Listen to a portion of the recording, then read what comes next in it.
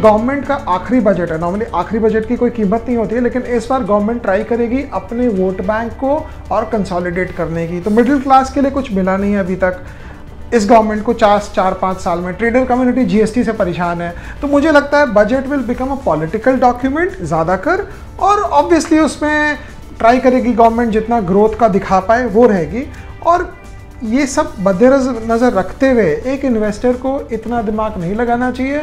Budget के पहले, budget के बाद सब शेयर मोटा मोटी वही रहने चाहिए जिसकी अर्निंग्स आ रही है, जिनमें ग्रोथ है।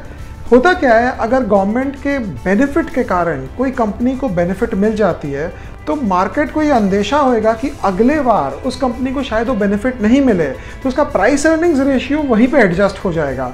मतलब पहले तो बजट में क्या होता था, एक्साइज होता था, 50 तरीके की चीज़ें होती थी, अब तो एक जीएसटी है, तो बजट नॉर्मली कोई इम्पैक्ट नहीं होएगा। बट बिकॉज ये लास्ट बजट है, मुझे लगता है कि कोई मिडिल क्लास के लिए और फार्मर कम्युनिटी के तो ऑब्वियसली मार्केट एक्सपेक्ट ही कर रहा है। दो चीज़ें, एक तो वोटर अकाउंट है तो कुछ होना तो नहीं चाहिए, लेकिन गवर्नमेंट इसको पूरा यूज़ करेगी अपने आप को प्रेजेंट करने के लिए कि वो किस ढंग से ग्रोथ ओरिएंटेड है। अब ग्रोथ है या नहीं है वो तो बाद में पता चलेगा, लेकिन for an investors perspective government share बाजार को इलेक्शन के 3 महीना पहले गिरने नहीं देगी। कुछ ज़रूर ऐसा होगा कि बाजार संभल जाए, लेकिन बाजार के अंदर वही निफ्टी के वही 50 स्क्रिप्ट, 50 में से वही 20 स्क्रिप्ट वही चलेंगे, और बाकी इधर उधर के शेयरों से किसी को भी मतलब नहीं है, ना गवर्नमेंट को, ना इंस्टीट्यूशंस को, ना रिटेल इन्वेस्टर को। तो मोटा मोटी रिटेल इन्वेस्टर को अभी निफ्टी के ही या मोटे मोटे जो बड़े शेयर हैं उनके पीछे ही देखना चाहिए। नई सरकार की तस्वीर साफ तक अगर आप इंतज़ार करेंगे तो भाव भी साफ तस्वीर वाली मिलेगी। अगर आप अभी पैसे लगा लेंगे, मुझे लगता है बाजार जो है बहुत होशियार, बहुत स्मार्ट होता है। बाजार पहले से प्राइस इन कर लेगा, और अभी 11,000 के निफ्टी के भाव से लग रहा है कि बाजार ये प्राइस इन कर रहा है कि ये सरकार वापस आएगी with a lesser mandate, with a lesser majority, और शायद कोई आउटसाइड सपोर्ट। अगर कुछ और उल्टा पुल्टा आने का अंदेशा होगा तो मार्केट में ऑलरेडी आप देखेंगे 10,000 की तरफ निफ्टी आ जाएगा। तो इतना वेट करके आज तक कभी किसी ने पैसा कमाया नहीं है। पैसा अगर आपके पास है तो अच्छी कंपनियां चुनें, वो खरीदें और आराम से बैठें। देखिए, जो स्मॉल मिड कैप में तो फिर भी पैसे बनते हैं। जो स्मॉल कैप होता है उसमें 4 साल का उनकी लाइफ साइकिल होती है। 1 साल आदमी पैसा कमाता है, दूसरे साल खो देता है, और बाकी 2 साल फिर इंतज़ार करता है। तो ले देकर स्मॉल कैप में बड़ा फैशनेबल है कहना कि हम स्मॉल कैप स्टॉक पिकर हैं, लेकिन पैसे उसमें बनते नहीं हैं। स्मॉल कैप, मिड कैप, कचरे शेयर जो हैं, इंफ्रास्ट्रक्चर हो गया फॉर एग्जांपल, जो सेक्टर गवर्नमेंट रिलेटेड है, वो इलेक्शन के बाद उसमें कोई इम्पैक्ट आएगा। लेकिन अगर गवर्नमेंट थोड़ी सी भी 19-21 हो गई तो फिर वापस कंज्यूमर, वापस प्राइवेट फाइनेंशियल्स वही चलेगा।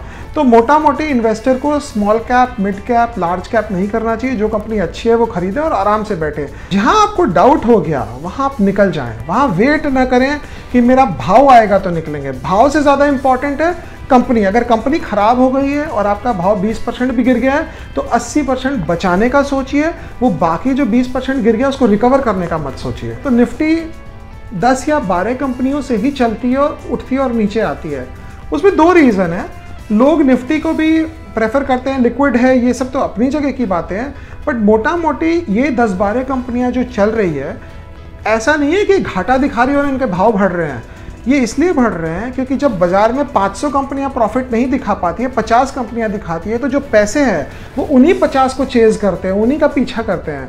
तो जब बाजार खराब दौरे से गुजरता है, जैसे अभी गुजर रहा है, तो मार्केट, जिसको हम लोग अंग्रेजी में कहते हैं, बहुत नैरो हो जाता है, बिकॉज सारा पैसा उसी को चेज करता है जहां परफॉर्मेंस है। So price ceases performance. तो वो वाली कहानी देखते हुए ऐसा ना समझिए कि ये 10-12 कंपनी से निफ्टी मैनेज हो रहा है, बिकॉज $2 ट्रिलियन की इकोनॉमी आप एक बार मैनेज कर सकते हैं, 2 बार मैनेज कर सकते हैं, 2-2 साल तक कोई मैनेज नहीं कर सकता है। तो कुछ तो कंपनियों में होगा, इसीलिए वो कंपनियां अच्छी कर रही है, और क्योंकि भाव बढ़ गया इसीलिए वो कंपनी लेने से न कतराएं अगर उसकी अर्निंग्स आ रही है। तो